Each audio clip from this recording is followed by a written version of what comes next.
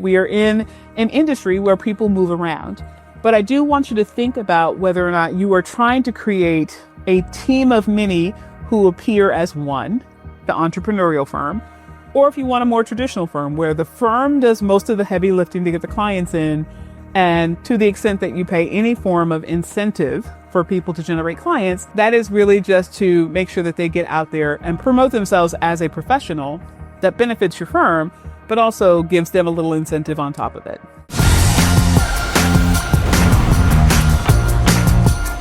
Hi, everybody, and welcome back to another episode of the Crushing Chaos with Law Firm Mentor podcast, where on today's episode, we are going to talk compensation systems. So if you are watching us on YouTube, you will notice that I have a different background today. I am in one of my other homes. I'm not in my primary home and in the podcast studio today. Today, I am in lovely Wilmington, where my fiance and I have a second home. So you're kind of seeing a different backdrop. This is not going to be a permanent fixture, or maybe it will be, who knows? At least for now, I don't expect it to be a permanent fixture. I'm just kind of trying out being in a different space. So you also see I have on headphones today. That is the way that I've tested to get the best sound from where I am. And of course, these are all the byproduct of me having a life where I get to move around and I get to do my job, which is being with you great people, but also running my law firm, running my coaching business, running my real estate company, running my speaking consultancy, running life, right, from wherever I am. And very much want everybody that follows us to know that you can have that freedom for yourself as well. So in order to really prove that, I am showing up in a different space so you can see it in real time. All right. And speaking of watching us, if you are watching us on YouTube, we ask that you do subscribe to the channel so you can get more updates as to when we drop new podcast episodes. We drop episodes on Monday and Thursday of each week. So you will be seeing us, having the opportunity to see us anyway, twice a week. And of course, if you are listening out there in the various different platforms on Stitcher, Spotify, Google, Apple, etc., please also do subscribe so that you get updates of the channel, but also come over to our YouTube channel. Here on the YouTube channel, of course, we have the podcast. We have a lot of video content on various different issues related to the business of law, because that is our space. That is where we spend our time and our energy sharing things with our constituents. That sounds very political. With our community, right? Our law firm owners out there. All right. So today, like I said before, we are going to be talking about compensation systems. And so for those of you that have been following us for a while, you know that periodically people will submit topics, and I will specifically come on here and talk about topics that I know are of interest to you all. And I have seen a lot of conversation as of late regarding compensation systems. And one of the challenges with compensation is that there are 1,000 different ways that you can skin a cat. But there are some basic precepts about compensation that I think a lot of lawyers miss. So today we're going to be diving into some of the basics, and then I'm going to give a broad overview. And when I say broad, I mean very broad. I mean, literally, we could probably do 5 days straight, all day, every day about compensation and still not cover it all. But I want to give you the foundational pieces to help you to create, if you are in the creation process, or to tweak and modify your compensation systems to make them work better for you. So the first thing, there's 2 key concepts that I think are important for us to understand before we get into the meat and potatoes of compensation. And the first thing is that how much you pay and how you pay should be based not only on the market, but also on your specific business needs. That is the first foundational principle that everyone has to get in order to design something that makes sense. And the reason I say that is because, frankly, no matter when you create and launch your compensation system or how much you modify it, you're always going to be having the responsibility and the need to modify your compensation system. Your business is going to have different expectations, requirements, advantages, disadvantages, market fluctuations, etc., over the life of your owning a law firm. And I think a lot of people believe that they can build it and then it gets easy. You can build it, you can set it and forget it, and you don't have to touch it anymore. And that is simply not the case with most areas of running a business, but in particular, compensation. Because again, you should be designing and modifying your system based on what your business needs. So there are times when your business might need more leads. And yes, you might choose to buy leads, but to the extent that that is not a strategy that is sustainably growing your company, paying your lawyers to generate leads, very common in our industry, something that you should understand. At other times, however, you might be doing great. Leads are coming in like clockwork. You have no problem getting new clients interested in your firm. But where you struggle is with having them pay their bills on time, having them consistently paying at the rate that you charge, and you have a collections issue. And collections issues have a different need. There's a different problem there. They create a different expectation on the law firm, a different challenge for the law firm, right? It's that revenue is available, it just hasn't been realized yet by your firm. And so you will use a different compensation system or perhaps even a short-term compensation system to address a challenge like that you wouldn't necessarily institutionalize long-term because you don't expect, hopefully not, to have a collections issue long-term in your law firm. Okay. Second precept we have to understand is that you want to incentivize the behavior that you want more of. Okay. Now, this is not only true with compensation. This is true with all of the behaviors we expect of people, right? If you've ever had any type of training in the world of behavioral performance, right? You know that we don't just discipline and criticize when we are not getting what we want. We should proactively praise and give positive reinforcement when we are getting what we want, because as humans, we are hardwired to seek pleasure, which is that positive reinforcement, and to avoid pain, which is that negative reinforcement. So a lot of times law firms mete out a lot of pain, right? We give a lot of criticism, a lot of disciplinary talks, a lot of coaching conversations that are really targeted at bad behavior or poor performance. And there's a reason for that. We won't go into all the psychology of it, but oftentimes when law firm owners feel like they just can't get what they need out of a person, they feel like I've given every kind of criticism I can give to this person. They aren't taking it. They just can't perform. I have to let them go. But it really is that not only are they not responding to the negative criticism, they're not getting enough positive reinforcement. They're not getting enough praise, right? Praise should be intentionally built into how you communicate with your teams so that you get more of the things that are working well, which will help to counter the things that are not working so well. But in the area of compensation, that positive reinforcement, right, the positive side of things is really about getting the behaviors that you want that will drive the growth of your company. You want more collections, positively reinforce and incentivize collecting more money. You want people to go out and hustle and generate clients, positively reinforce and incentivize that behavior. Okay. Now, you have to decide as a law firm owner where you are going to focus. There are some law firms that are very entrepreneurial. They bring people in at a low base salary with a very high percentage of what they originate because the expectation is almost that you eat what you kill, right? You go out there, you hustle, you bring it home, and you get to keep most of it.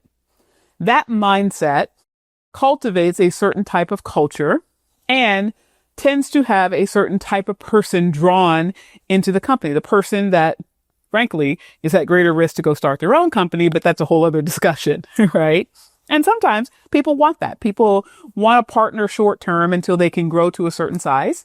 And for them, that works, right? There's reasons why you would build it that way, even if you are planning on growing into a McMansion of a law firm, or if you're going to stay super small. Then there are law firms that are what I would refer to as more traditional, right? The law firm is going to feed the lawyers. The law firm is going to be the source of clients, the source of money for those who work there, whether those people working there are paraprofessionals, marketing assistants, or lawyers. However, you want to give lawyers some level of incentive to be able to go out, network, generate relationships, and create opportunities to generate clients, right? So those types of law firms will have a significant salary, a lawyer salary, but will also have a little gravy on top for generating clients. Now, Having said that, you should decide which general type you want to fall into. Most people do not want to create a purely entrepreneurial firm where most people are thinking through the lens of eat what you kill. Because as I said before, those firms are typically thought of as a bunch of individuals who associate so that the marketplace sees a law firm rather than a bunch of individuals, right? The idea of a solo plus a team member is less desirable. It's less impressive than 7 or 8 different lawyers stacked together in an entity. The public doesn't ask questions about law firm structure. They just see whatever you put on your website and they come for whichever lawyer they were referred to, or if they come for the law firm, if the firm wants to generate clients just of the firm. But generally speaking, you're not going to put yourself in the eat what you kill, we're all individuals who happen to work together camp unless you have decided that in advance, right? And your compensation structure will fuel that. So if you go out and create a compensation structure that puts most of the weight on the lawyer to go out and hustle and bring in the work, not always, but many times lawyers will say, well, if I have to do this much work, I have to both lawyer the files and I have to go generate the work, which is the lion's share of challenge in being in business, at least in their mind, then I might as well do this on my own. Okay. So think about that before you start. And that's not because I want you to be afraid of losing people, right? We are in an industry where people move around, but I do want you to think about whether or not you are trying to create a team of many who appear as one, right? The entrepreneurial firm. Or if you want a more traditional firm where the firm does most of the heavy lifting to get the clients in, and to the extent that you pay any form of incentive for people to generate clients, that is really just to make sure that they get out there and promote themselves as a professional that benefits your firm, but also gives them a little incentive on top of it. Okay. All right. 3 components of your classic law firm compensation system. And again, we're going very high level here because there's a lot that goes into this type of analysis, a lot of do's and don'ts, a lot of pieces to this, and a lot of things that you have to consider. But I want to give some very basic overview of the 3 key components of a compensation system, because I think this is a topic that a lot of lawyers just don't understand and would really benefit from taking some time to think about at a conceptual level. Okay. So the first thing, the thing that most of us think about when we think about compensation, key component number 1 is base compensation. Okay. If you employ people, they must have some form of base compensation. Okay. In other words, you can't have people work and not pay them. Okay. Kind of common sense, but there are some parts to a base compensation system that for different status will look a little different. Okay. So for partners who are owners, that means people who own an interest in the law firm. That's all of you as law firm owners, but also if you choose to promote and ultimately accept equity partnerships, your owners, your partners, your true equity partners are going to have either salary, draw, or shareholder distributions as their method for receiving compensation. And you have to remember, I'm sure most of us who are listening to this podcast have had some form of guidance and advice by a tax professional, but at some point, it doesn't make sense for you to pay yourself more and more and more base salary, because as a self-employed individual, at some point, you are going to overpay on taxes if you do that. Inherent, because there is only so much of your money that will be put into the government system for Social Security and FICA based on your income. If you're making $500,000 a year, you're not going to put more into Social Security than someone who is in the hundreds of thousands of dollars, right? So you have to know those caps. And once you hit the cap, it oftentimes makes sense from a tax perspective that you ensure that you're paying yourself in other ways. Okay. That often looks like draws, periodic scheduled payments throughout the year, or shareholder distributions, right? You determine how much of a percentage you're each going to receive. And I say each because you could have more than one partner or owner. Determine how much each of you is going to receive percentage-wise of excess, right? Excess being profit. And then you distribute some portion of the profit to yourselves in regular intervals, oftentimes quarterly, because that is often when we are paying our taxes. Okay. So that's owner comp. Now you also have associates, senior associate, counsel, etc. Associates are typically going to have a set salary. And that salary, again, is going to be based on what your goal is in terms of the general structure of your law firm. Trying to be entrepreneurial, that salary tends to be lower with more incentives given to whatever the conduct is that you want. There are also some firms that are less entrepreneurial, but they want to have a lower base salary because they want to ensure that the associate is doing the productive work that will generate money before they are required to pay it out. So I've seen firms that will say, billing and collecting up to X dollars a month, you get a salary of Y dollars. And then anything that you collect in excess of that, you get a percentage, right? So that inherently incentivizes the behavior of collecting more, because if you get a percentage of what's collected, the more you collect, the more you earn, right? But there has to be something on the books to compensate the person for their labor. And typically that's agreed upon based on some amount. If you are going to do a system like that, a lower base salary than what most people would think of as a lawyer's compensation, right? You're going to pay somebody $50,000 a year, even though they've been practicing 10 years and have the market value of 10 years in your practice area. Typically that type of person, if you're incentivizing other behavior, they're going to want to see some general targets for their compensation. So you want to think about not just telling them your base salary is this low amount and then you get a percentage, but you want to show it to them. You want to say to them, the target compensation for this role is $200,000 a year. You're going to earn 50, right? Just show up breathing at the firm. You're getting $50,000 a year. That extra 150 is going to come from collecting more than X dollars a month, or it's going to come from billing more than Y number of hours, or whatever your metric is going to be. Okay. So you want to think about that when you are structuring so that you are able to sell your compensation system as fair to the person receiving it. What you don't want to do is just put a number out there and say, I'm paying you X, period. Right. Now, if you're just paying base salary, that's fine. But when you are putting any other form, whether it's bonus based or commission based or origination credit based, whatever you're going to include in that compensation system, people need to have a general idea of what they're likely to earn if they do everything that you're asking of them, right? Because again, especially now when you're talking about hiring people, you really want to make sure that you are creating something exciting for them and that they see that they have a part to play in their compensation by their conduct. One of the reasons why a lot of people get burned out in what I'll refer to as corporate may or may not be the right structure or the right word for it. You know, my mother and father were both in education, and my mother was a teacher until she retired. And she used to talk about the fact that there is no differential in pay between a 10-year teacher who's exceptional and a 10-year teacher who is mediocre and a 10-year teacher who's downright abysmal. Right? So the drive to be a great teacher has to come from within. There's nothing from without, right?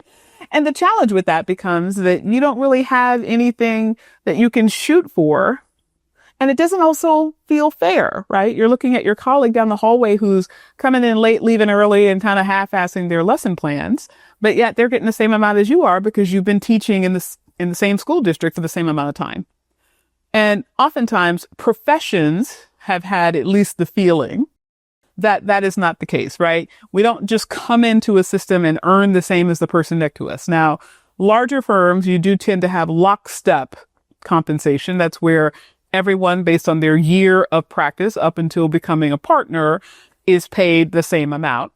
But that number tends to be high enough that there is at least a perception that I can focus on my own comp and not someone else's, because even if it's unfair, all right, you should not be getting 200, but I'm getting 200 as a first-year attorney or a second-year attorney. So what do I care, right? A little bit different when you're making less and you're not happy with your compensation, but that's a different discussion for a different day. All right. Next, let's talk about the second key component of a compensation system, and that is performance-based bonuses. Okay. Now, performance-based bonuses must be tied to your firm's needs. I've seen far too often that law firm owners will create a compensation system that says, if you do X, you get Y, right? And oftentimes it's based on the feeling state of the owner. Okay. What I mean by that is lawyer goes to a cocktail party, talks to a bunch of other lawyers.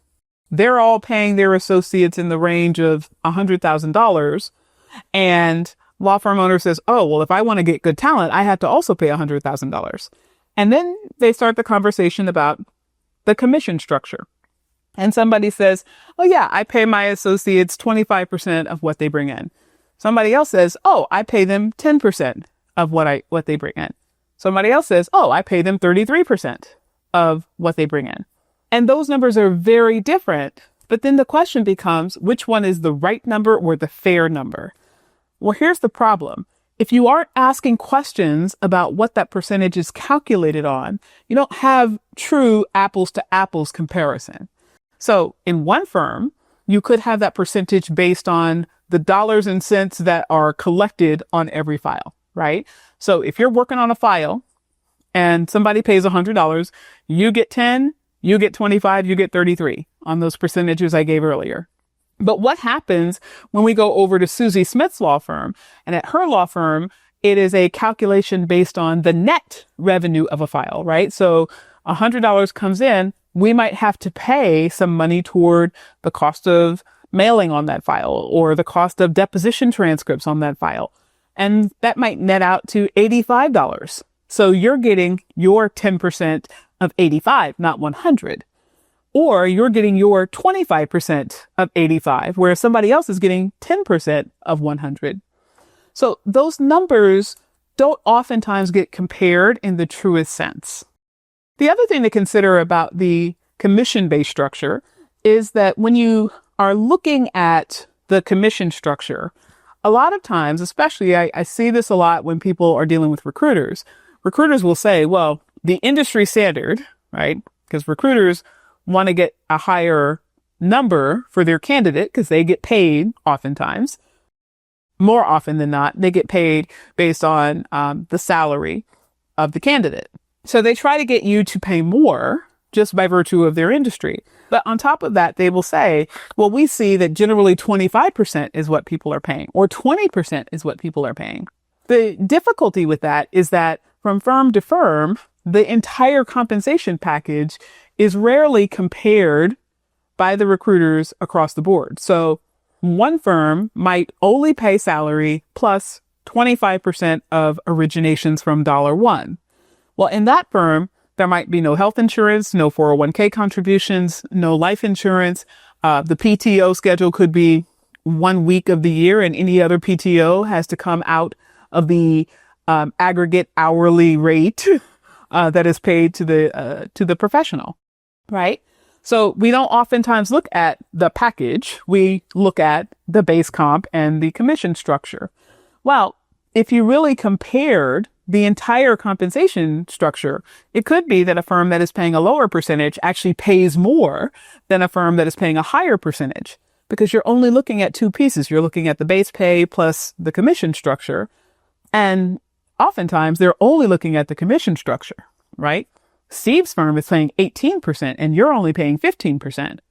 Well, that might be true, but Steve's firm doesn't close early on Friday, doesn't give 4 weeks PTO a year, doesn't cover your 401k plus match, doesn't give you a moving sign-on bonus, doesn't give you a discretionary bonus in the range of $10,000 to $15,000 a year, and so forth, right? So again, very, very important that you have a handle on these numbers so that when you are talking to your existing team, who I assure you is getting calls from recruiters, and then also the people that you are looking to hire, you're having a conversation that takes all of those things into account. Okay. Last thing I want to talk about, last key component that we want to make sure we talk about today is origination credit. So we've just talked about the idea that origination credit, that's getting a percentage of what you bring in, tends to be correlated with entrepreneurial behavior, right? In some firms, very entrepreneurial, so you get a higher percentage and most of the weight is on the candidate. But even if most of the weight is not on the candidate, the thing you want to think about is you want to define origination credit very carefully when you are talking about a compensation system. So one of the things that I see bantered about a lot is what constitutes origination, right? I remember one of the firms that I worked at, it was the second law firm that I worked at, kind of the place I say that I grew up as a lawyer. Right? I came in as a baby lawyer and I left as a teen or a young adult, really. But I remember the managing partner of this firm told me he hates paying origination credit. And he would always just opt to pay a higher salary so that he didn't have that constant haggle with his team. This is mine and I get a piece of this. That felt very much like an adversarial relationship. And that's true. You can get into a lot of haggle.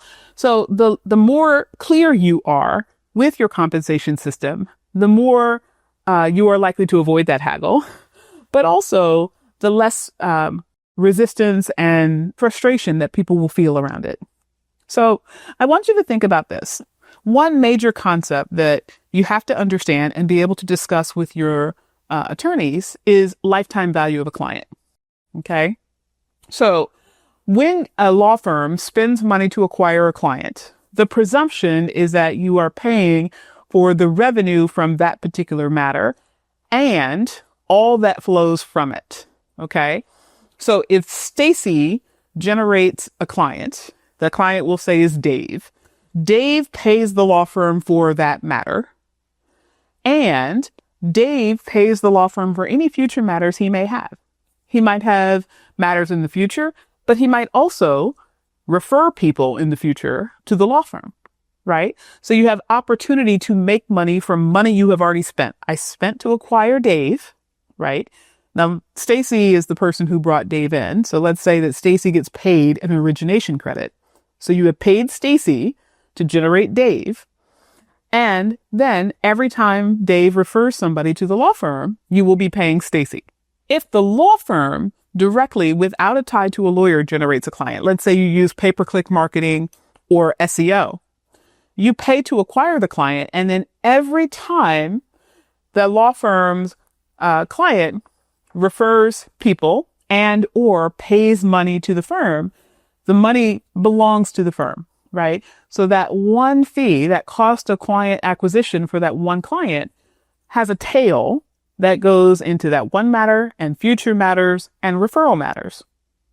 Well, oftentimes when you dial in your digital marketing, you can much less expensively pay to acquire a client than if you were paying a lawyer. Because if you're paying a lawyer 10% or 15% or 20% or 30%, whatever the number of all the revenue that comes in, if your matters are anything more than $5,000 or $10,000, that is a big chunk of change that continues to go out to the lawyer every time that client is generating money for the law firm.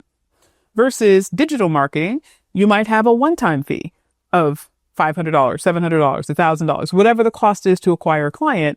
And then ultimately that one client pays over and over and over again, right? So if you don't understand that, it is hard to talk about how you will define origination in a way that's fair or feels fair or intellectually can be understood as fair to the law firm client or the law firm attorney who is working on the file. The other thing to remember and to really understand is that when you are paying an attorney to market or network, we talked about this on a recent episode. But when you're paying an attorney to market and network, you have to realize that they're getting a benefit that's not just dollars and cents. I remember as a younger attorney, I was encouraged to teach classes, to get on stages, to go to bar events, to go to political events, anything that the managing partner of that law firm could do to kind of put me out there, right? He wanted to put me out there so that I would be able to generate a reputation and generate clients. Right. But I didn't instantaneously generate clients. The first year or so, it was a lot of meeting people, shaking hands, kissing babies like the politician. Right. It's a lot of getting my feet wet, getting known. And then I started learning how to cultivate those relationships into referral relationships. But all that time that I spent, it was not for naught. In fact, if I had left that law firm in the first year, my law firm would not have actually gotten the benefit of the bargain because I would not have yet generated revenue, but yet they would have paid for me to go to all those bar dinners and networking events and political rallies and so forth. But the people that I met at those rallies, even if they didn't immediately refer me a client, they remembered me, right? I'm building my professional reputation through networking. And that's the thing that I think also has to be expressed. You don't want to highlight the fact that you expect your lawyers to leave, right? You don't hire somebody and say, well, I know you're going to be out in a couple of years, so I'm going to get what I can when I can. But I do think it is fair to talk about the fact that there is a very real reality that this may not be that attorney's forever home. And when he or she comes in and ultimately does work on files, that immediately benefits the law firm. When he or she goes out to network, that does not immediately benefit the law firm, but it does immediately benefit the lawyer. Okay. And the more that the law firm invests in paying for the lawyer to get out there, the more the law firm is investing without yet the return on investment. They might be expanding their reach. People might hear the firm name more by virtue of the lawyer being out there. But presumably you, as the person who built the law firm, have already done that, right? Because the firm exists. But for it existing, the employee would not have had the opportunity to say that they work there. So you have to think about this from the perspective that when you pay a lawyer origination credit, you are basically transferring your marketing expense from whatever else you would have been spending on to get clients in to paying the lawyer, which means you want lawyers to have a fundamental understanding that their job to get origination credit is to go out, kill the animal, and drag it back to the cave, right? The goal is to bring in new, not service existing clients. So if the firm generates a client and then hands that client over to a lawyer, the fact that the client continues to generate, refers back, comes back, etc. Well, if they're coming back because they got good representation. That's not a plus. That's a minimum criteria of your employment. That's what we expect of you, or else you wouldn't continue to be here. But we paid to get that client in, right? We paid to acquire that client. We didn't just pay for the one matter.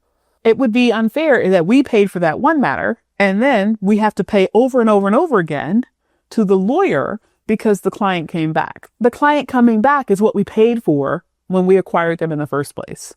Now, to the extent that you deviate from this, to the extent that you say to your lawyers, hey, anytime a client comes back, I'm going to pay you an origination fee. That's fine that you choose to do that, but they need to understand that that is giving them a significant tail, right? You're taking what could be hundreds of thousands of dollars and you're keeping the original client, right? Whatever they paid, let's say their first matter was $10,000.